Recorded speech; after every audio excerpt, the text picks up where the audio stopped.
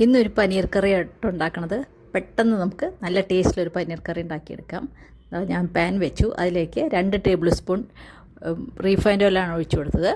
അതൊന്ന് എല്ലായിടത്തേക്ക് ആവാൻ വേണ്ടിയിട്ട് ആ പാനൊന്ന് കുലുക്കി കൊടുത്തു. ആദ്യം നമുക്ക് പനീറൊന്ന് ചെറുതായിട്ടൊന്ന് നമുക്ക് വറുത്തെടുക്കാം കേട്ടോ. ഷാലോ ഫ്രൈ ആണ് ചെയ്യേണ്ടത്, അധികം എണ്ണയൊന്നും വേണ്ട. അപ്പോൾ ഞാൻ ചെറിയ ബ്രൗൺ ആകുമ്പോഴേക്കും കോരിയെടുത്തു. ആ പാനിലേക്ക് തന്നെ നമ്മൾ 1 സ്പൂൺ ജീരകം ആണ് പൊട്ടിച്ചത്. ജീരകം പൊട്ടിയപ്പോൾ അതിലേക്ക് 3 മീഡിയം സൈസിലുള്ള സവോള ചെറുതായിട്ടൊന്ന് അരിഞ്ഞു വെച്ചിരുന്നു, അതിട്ട് കൊടുത്തു. അതിൻ്റെ കൂടെ നമ്മൾ 1 സ്പൂൺ ഉപ്പുമാണ് ചേർത്ത് കൊടുത്തത്. ഇനി നമുക്കത് നന്നായിട്ട് ഇളക്കി ഒന്ന് നന്നായി വഴറ്റിയെടുക്കാം. ഉപ്പ് ചേർത്താൽ പെട്ടെന്ന് വഴന്ന് കിട്ടുമല്ലോ, അപ്പോൾ ഒരുവിധം വഴന്നു കേട്ടോ. അപ്പോൾ അതിലേക്ക് ഞാൻ ഇഞ്ചി വെളുത്തുള്ളിയും കൂടിയിട്ട് ചതച്ച് വെച്ചിരുന്നു, അതാണ് ചേർത്ത് കൊടുത്തത്. ഒരു 5-8 വെളുത്തുള്ളി, ഒരു വലിയ കഷ്ണം ഇഞ്ചി കേട്ടോ, അത് നന്നായി ചതച്ചതാണ്. അതിട്ട് കൊടുത്ത് ഒന്നും കൂടെ ഒന്ന് വഴറ്റി കൊടുക്കാം. അത് മൂത്ത് കഴിഞ്ഞാൽ നമുക്ക് അതിലേക്ക് മറ്റ് മസാലകൾ ചേർക്കാം. അതിനിടയ്ക്ക് ഞാനിവിടെ ഒരു 2 ടേബിൾ സ്പൂണോളം തൈര് എടുത്ത് വെച്ചിരുന്നു. അധികം പുളിയൊന്നും ഉണ്ടായിരുന്നില്ല.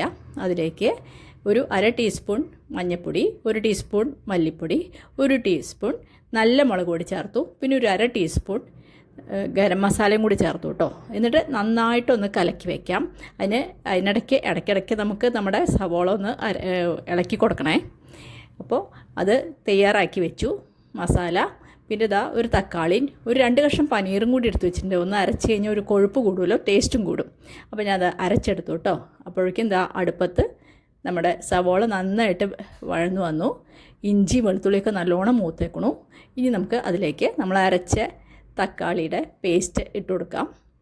അത് ഇട്ട് കൊടുത്തതിന് ശേഷം നമുക്ക് ആ തക്കാളിയുടെ അരപ്പൊന്ന് മൂക്കുന്നവരെ നല്ലോണം ഒന്ന് ഇളക്കി കൊടുക്കാം കേട്ടോ.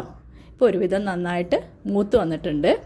ഇനി നമുക്ക് അതിലേക്ക് നമ്മൾ തൈരിൽ കലക്കി വെച്ച് നമ്മുടെ മസാല ഉണ്ടല്ലോ, മസാലക്കൂട്ട് ഒന്ന് ഒഴിച്ചു കൊടുക്കാം. എന്നിട്ട് ഒന്നും കൂടി ആ മസാല ഒന്ന് മൂത്ത് കിട്ടുന്നവരെ നമുക്കൊന്ന് ഇളക്കി കൊടുക്കുക.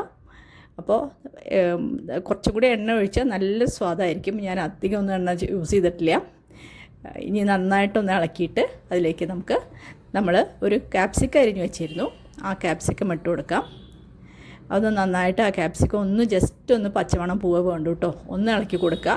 അതിലേക്ക് നമ്മൾ ഫ്രൈ ചെയ്ത് വെച്ച് നമ്മുടെ പനീറും ചേർത്ത് കൊടുക്കുക. പനീർ തീരെ നിറം പോകാണ്ടാണ് ഫ്രൈ ചെയ്തെടുത്തത് കേട്ടോ, നല്ല വെള്ള കളറാണ്. ഈ പനീർ ഞാൻ വീട്ടിൽ തന്നെ ഉണ്ടാക്കിയതാണ്. എന്നിട്ട് നന്നായിട്ട് ഒന്ന് ഇളക്കി കൊടുത്തതിന് ശേഷം നമുക്ക് ആവശ്യത്തിന് വെള്ളം ഒഴിച്ചു കൊടുക്കാം. അപ്പോൾ നമ്മുടെ കറി തയ്യാറായി തുടങ്ങിയിട്ടുണ്ട്. ഇനി നമുക്ക് വെള്ളം ചേർക്കുക വേണ്ടു. അപ്പോൾ വെള്ളം ചേർത്ത് കൊടുക്കുക.